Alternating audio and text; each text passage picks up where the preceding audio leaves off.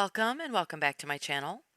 In this video, I want to share a story with you that is both amazing and tragic at the same time.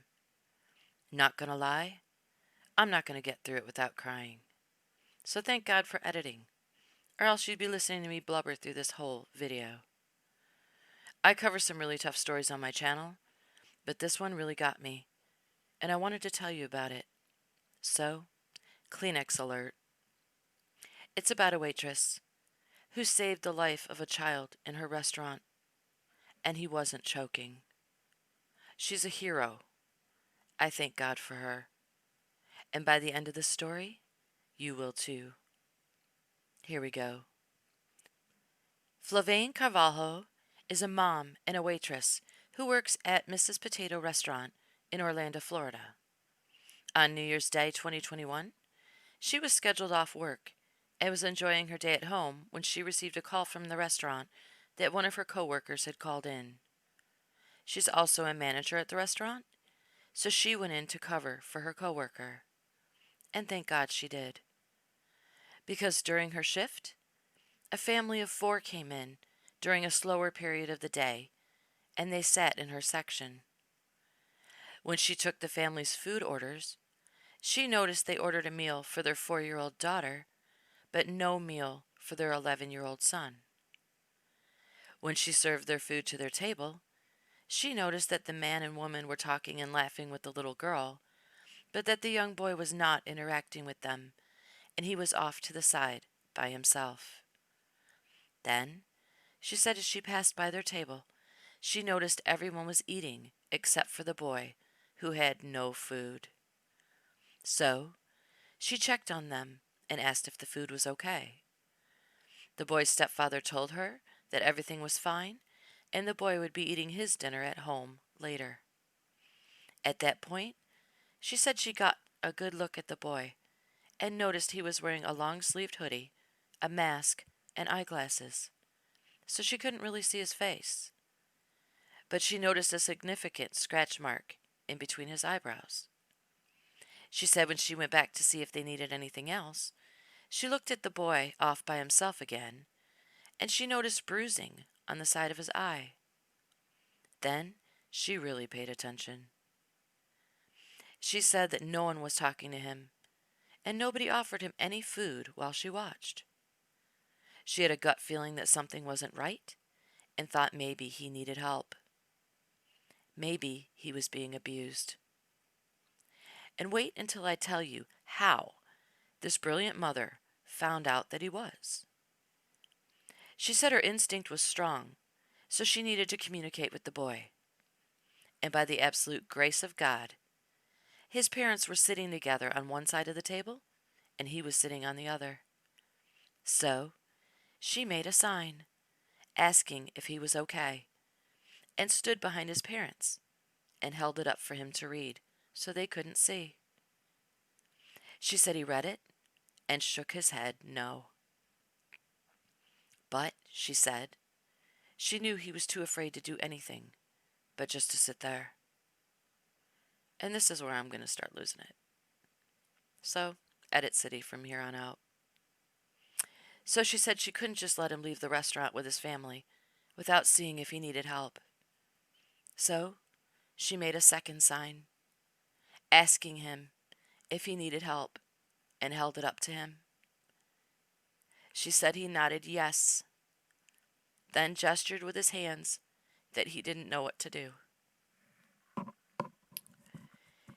She said even though he was wearing long sleeves, she could see bruising near his hands where his skin was exposed. She said she knew she had to help him because it was the right thing to do. So she called the owner of the restaurant to ask for guidance and to ask if she should call the police. The restaurant owner said yes, so Carvalho called 911 for help. I'm going to attach a link in my description box so you can watch a press conference police did with Carvalho and listen to the 911 call she placed, if you're interested. But she explained to the 911 operator what she witnessed, the bruising she saw, that he wasn't being offered food, and that he needed help. She was incredible. According to the police report, the officer said when he arrived at the restaurant, he took the boy aside to speak with him. He documented that he saw bruises on the right side of his face and a wound on the bridge of his nose. When he asked how he got his injuries, he told him his bruises came from falling off his bed while he was sleeping because he hit a table.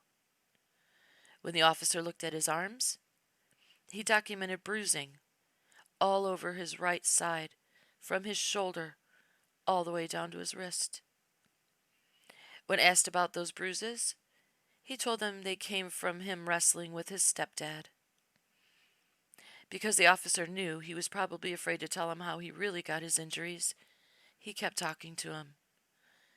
Until eventually, he told the officer that ratchet straps were tied around his ankles and neck, and he was hung upside down from a door by his stepfather.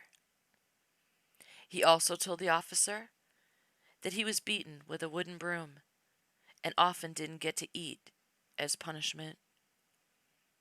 He said he was forced to do planks, maintaining the plank position, for 30 minutes at a time, and if he failed, he was beaten.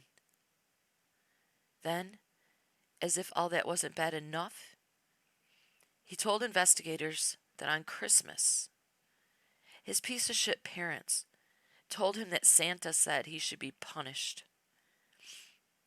So his stepfather handcuffed his hands behind his back and tied him to a large furniture dolly where he was forced to try to set himself free.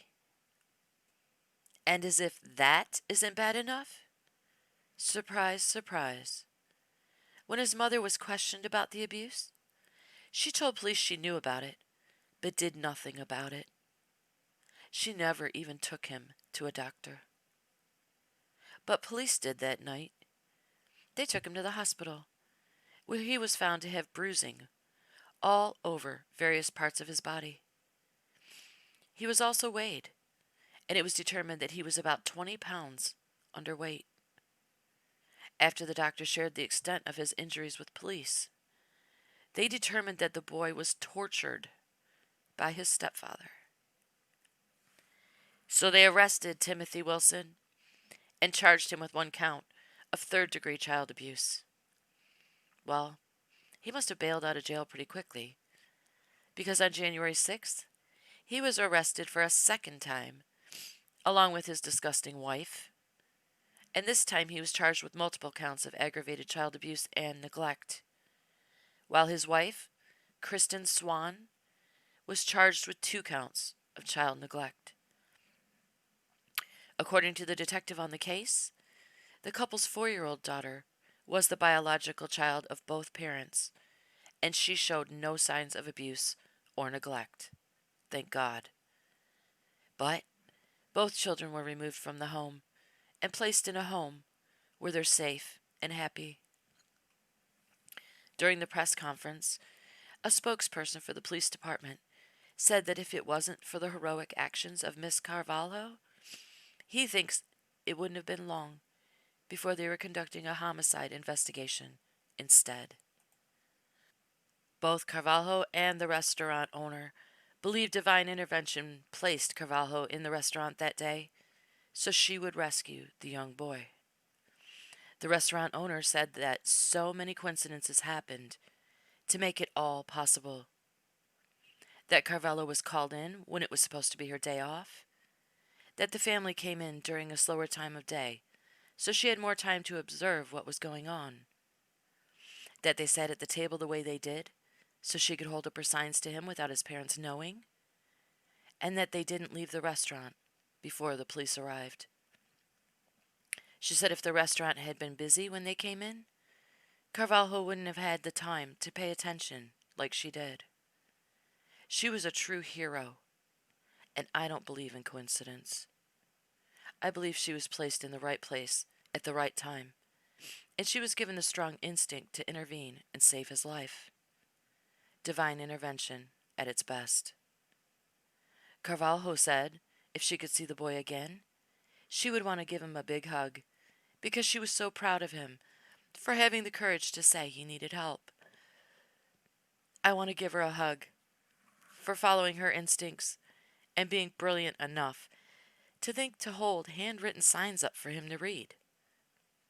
I honestly can't say that I would have thought of that. But that's what makes her a hero. I'm just a YouTuber singing her praises. I hope that if I'm ever placed in a situation to do something heroic like that I think that fast on my feet and follow my gut like she did. What an amazing human being. As far as the piece of shit parents, I hope they rot in prison and are denied food and are hung upside down from doors and are beaten with wooden objects too. As I always say, turnabout's fair play in my book. If you can dish it out, then you better be ready to take it as far as I'm concerned. I hope that precious boy makes a complete recovery and understands that what was done to him was wrong. And I hope only good things come to Carvalho and those children from here on out. They deserve it. Can you imagine needing a man so badly as to allow him to abuse your child? That always blows my mind. I couldn't even imagine. Shoot, if you're anything like me, you accidentally shut your kid's finger in a door or something and you feel like shit for a week. How do you justify letting someone torture your child? I will never understand. And I certainly will not even begin to tell you what I would do to my husband, boyfriend, or whatever if he hurt my kid. Because that would just get me in trouble with YouTube, and you probably wouldn't want to watch my videos anymore. Because you'd think I was absolutely crazy. So, I won't even go there. As a matter of fact, we should probably just change the subject entirely so I don't go there. Because that wouldn't be good. So, anyway. Anybody seen the movie The Burning Bed? No? Oh. Well, never mind then. Yeah, me either. I was just curious. Because I heard it was a really good movie. And I like movies. So, I'd like to dedicate this video to Flavane Carvalho, who is not only that young boy's hero, but is also now mine. I wish her many, many future blessings in her life. Thank you all so very much for watching. And remember, if you see something, say something. You never know when you may be placed at the right place, at the right time, to make all the difference in someone's life. Or to even save a life. Stay safe out there, and I'll see you on my next video.